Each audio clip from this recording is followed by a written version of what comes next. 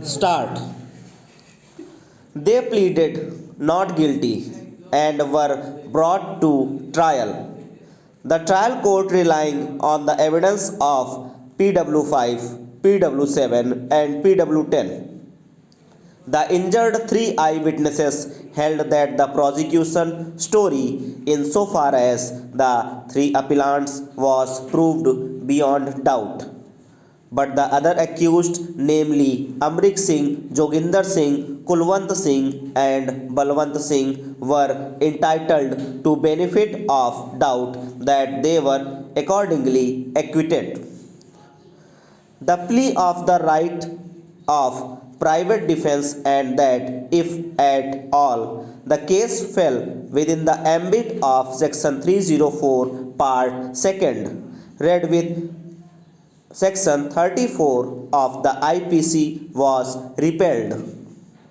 An appeal was thereafter taken to the High Court by three appellants.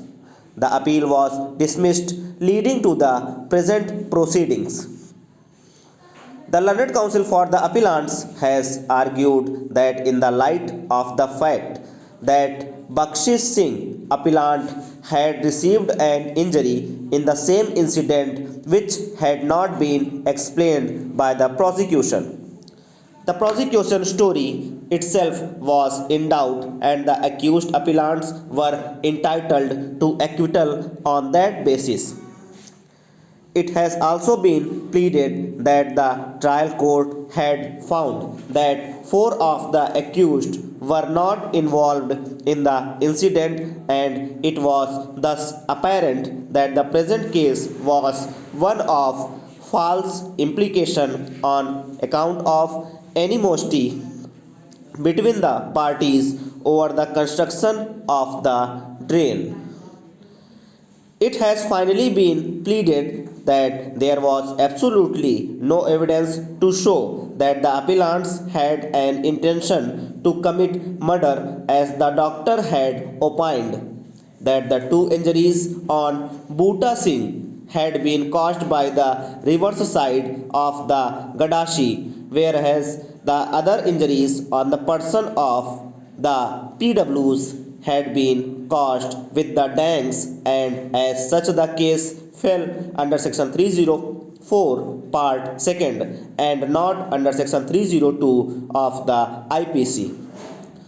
The learned state council and the complainants council have, however, controverted the stand and pointed out that the trial court and the high court had given categorical findings that the appellants were involved in a case of murder and had attempted to take the law into their hands and attempted to construct the drain despite the injunction order made by the civil court. We have heard the learned counsel for the parties and gone through the record very carefully. We are of the opinion that no fault can be found within the conviction of the appellants in the light of the fact that the prosecution story rests on the evidence of these injured witnesses.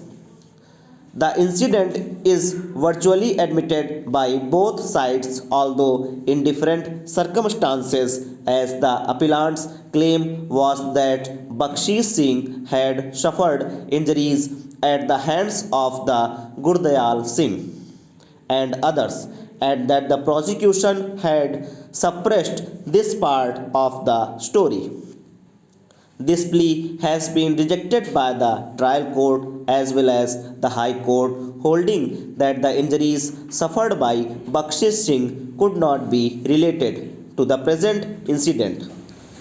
We are therefore of the opinion that the conviction of the appellants is fully justified on the facts of the case. We, however, feel that a case under section 302 of the IPC is not spelt out. It is clear from the prosecution story that the incident happened all of a sudden when the Bhuta Singh objected to the construction of the train by Gurdayal Singh and others in violation of an injunction order.